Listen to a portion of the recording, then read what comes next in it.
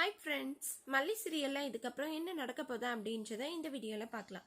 இப்போ ராஜி ஒரே ஒத்த காலில் நின்றுட்டுருக்காங்க. எப்படியாவது மல்லி கன்சீவாக இருக்கிற விஷயத்த சொல்லி விஜயே மல்லியை கழுத்தை பிடிச்சி வீட்டை விட்டு வெளியே தள்ளிடணும் அப்படின்றதுக்காக என்னெல்லாம் பிளான் போட முடியுமா கூட நிஷா கதிரேசன் இவங்களெல்லாம் சேர்ந்துக்கிட்டு பிளான் பண்ணிட்டு இருக்காங்க.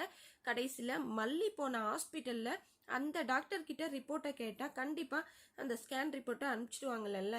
அந்த ஸ்கேன் ரிப்போர்ட்டை வச்சு நம்ம விஜய் கிட்ட காமிச்சோம்னா மல்லி கன்சீவாக இருக்கிற விஷயம் தெரியும்னு அவங்க எந்த ஹாஸ்பிட்டலுக்கு போனாங்க அப்படின்ற விஷயம் தெரியாததுனால விஜய்கிட்டயே ஃபோன் பண்ணி கேட்குறாங்க ராஜி.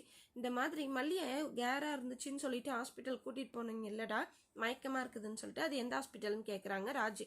அதை இதுக்கு நீ கேட்குறன்னா அதில் பெரிய பிளான் இருக்குமே அப்படி இப்படின்னு சொல்லிட்டு எவ்வளவோ டவுட் படுறாரு விஜய். இருந்தாலும் இல்லைடா, எனக்கும் அதே மாதிரி இருக்குது, அதனால தான் நான் கேட்குறேன், என்னை எப்பவும் சந்தேகமாகவே பார்த்துட்ருக்காத, தொடரத்துக்கெல்லாம் இப்படி சந்தேகப்பட்டா எனக்கு உதவி பண்ணுறதுக்கு ஆள் யார் அப்படின்னு சொல்லிட்டு எனக்கு மயக்கமாக இருக்குதுன்னு சொல்லி கடைசியில் அந்த ஆர்ஜி ஹாஸ்பிட்டல் அண்ணா நகர்னு சொல்லிட்டு கன்ஃபார்ம் பண்ணிவிட்டு அங்கே போகிறாங்க.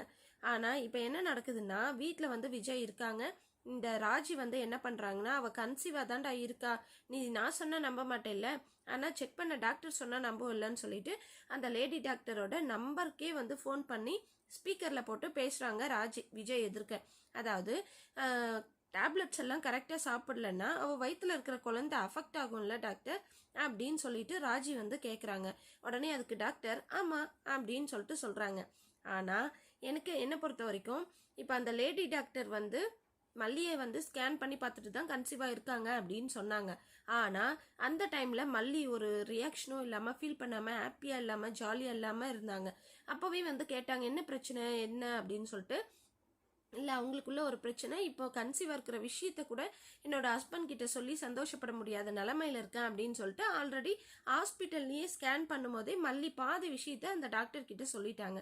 ஸோ அப்படி இருக்கும்போது டாக்டர் பார்த்தீங்கன்னா அப்போவே புரிஞ்சுக்கிட்டாங்க இவங்களுக்குள்ள ஏதோ ஒரு பிரச்சனை இருக்குன்னு சொல்லிட்டு. திரும்பவும் ராஜி இந்த மாதிரி எல்லாம் பேசினதும் டாக்டர் கிட்ட கேட்டிருப்பாங்க, இந்த மாதிரி ரிப்போர்ட் கொடுங்க, அதை கொடுங்க, இதை கொடுங்க அப்படின்னு சொல்லிட்டு. அப்போ சமாளித்து அனுப்பிச்சிட்டு இருப்பாங்க. ஆனால் ஃபோன் பேசும்போது ராஜிக்கு ஒரு பெரிய ஆப்பா வைக்கிற மாதிரி அந்த டாக்டர் என்ன சொல்லுவாங்க அப்படின்னு பார்த்தீங்கன்னா, அதாவது கன்சீவா இருக்கிறவங்களுக்கு டேப்லெட் சாப்பிடலன்னா அஃபெக்ட் ஆகும் தான், ஆனால் மல்லி தான் கன்சீவா இல்லையே, அவங்க டேப்லெட் சாப்பிடலன்னாலும் ஒன்றும் பிரச்சனை இல்லை அப்படின்னு சொல்லிட்டு அந்த டாக்டர் சொல்லுவாங்கன்னு நினைக்கிறேன். பார்க்கலாம், அந்த மாதிரி நடந்தால் நல்லா இருக்குமான்னு சொல்லிட்டு மறக்காம கமெண்ட் பண்ணுங்க. ஏன்னா டாக்டர் மல்லி கன்சீவா இருக்கிறேன்னு சொல்லும் போதே அவங்களோட பிரச்சனையை சொன்னாங்க மல்லி. அதனால அந்த டாக்டர் நல்ல டாக்டரா லேடி டாக்டர் நல்ல டாக்டரா இருந்தா கண்டிப்பா ராஜிக்கிட்ட மல்லி கன்சீவா இல்லையே, அவங்க எதுக்கு டேப்லெட் சாப்பிடணும் அப்படின்னு சொல்லி ராஜிக்கு விஜய் எதிர்க்க ஒரு பெரிய அப்பா வைக்கலாம். ஸோ இது ஒரு பக்கம் இருக்க. இன்னொரு பக்கம் பார்த்தீங்கன்னா ரொம்பவே சப்போர்ட்டிவாக பேசுகிறாங்க தீபிகாவும் தீபனும். வீட்டுக்கு தீபிகா எல்லாத்தையும் மனசு விட்டு பேசி கையெடுத்து கும்பிட்டு என்னை மன்னிச்சிடு மல்லி, வெண்பா விஷயத்தில் நான் எங்கே இருந்தாலும் நான் கவனிச்சுக்கிட்டே தான் இருப்பேன், கண்டிப்பாக கூடிய சீக்கிரத்தில் வெண்பா கிடைச்சிருவா அப்படின்னு சொல்லி ரொம்பவே சப்போர்ட்டிவாக பேசுகிறாங்க தீபிகா. அவங்க பேசுனது விஜய்க்கும் சரி மல்லிக்கும் சரி ரொம்பவே ஆறுதலாக இருக்குது. இன்னொரு பக்கம் பார்த்தீங்கன்னா வெண்பா குட்டி அந்த இன்னொரு நர்ஸ் கிட்ட மல்லியோட ஃபோன் நம்பரை கொடுத்து என்னோட மல்லியம்மாக்கும் டாடாக்கும் ஃபோன் பண்ணி சொல்லுங்க அப்படின்ட்டு. ஆனால் அந்த லேடி நர்ஸ் என்ன பண்ணுறாங்கன்னு பார்த்தீங்கன்னா அந்த திரும்பவும் அந்த ரவுடிங்களை கூட்டிகிட்டு நிற்க வைக்கிறாங்க வெண்பா முன்னாடி. வெண்பா ஆன்ட்டி நீங்கள் என்னோட மல்லியம்மாவுக்கு ஃபோன் பண்ணீங்களா, என்ன சொன்னாங்க அப்படின்னு கேட்குறாங்க. ஃபோன் பண்ண உடனே வரேன்னு சொன்னாங்க, இங்கே பாரு வந்திருக்காங்க அப்படின்னு அந்த லேடி நர்ஸ் கொஞ்சம் கூட மனிதாபிமானம் மனசாட்சியே இல்லாமல் அந்த நர்ஸும் பார்த்தீங்கன்னா அந்த கூட்டு கலவாணிங்களில் ஒருத்தவங்க தான். அந்த திரும்பவும் அந்த ரவுடிங்களை கூட்டிட்டு நிற்க வச்சிடுறாங்க. அந்த ரவுடிங்களை பார்த்ததும் வெண்பா ரொம்பவே ஷாக் ஆகுறாங்க. குழந்தை ஒரு லேடி நர்ஸ் கிட்ட ஃபுல்லாக ஏமாந்துட்டாங்க, யார் நல்லவங்க யார் கெட்டவங்க அப்படின்னே தெரியல அப்படின்ற மாதிரி. சப்போஸ் மல்லி கிடைச்சதுக்கு அப்புறம் பார்த்தீங்கன்னா இந்த கதையெல்லாம் வெண்பா சொல்ல போகிறாங்க. அப்போ இந்த மாதிரி எல்லாம் நடந்துக்கிறாங்க மல்லியம்மா, யார் நல்லவங்க யார் கெட்டவங்கன்னே தெரியல அப்படின்ட்டு எல்லாம் பேச தான் போகிறாங்க. அதெல்லாம் நடக்க தான் போகுது.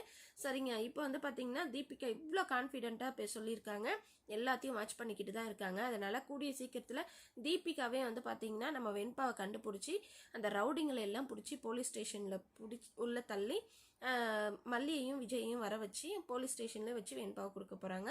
அது கூடிய சீக்கிரத்தில் நடக்கும்னு நினைக்கிறேன். வெயிட் பண்ணி பார்க்கலாம். இந்த வீடியோ உங்களுக்கு பிடிச்சிருந்தா லைக் பண்ணுங்கள், ஷேர் பண்ணுங்கள், சப்ஸ்கிரைப் பண்ணிக்கோங்க. ஓகே ஃப்ரெண்ட்ஸ், பாய்.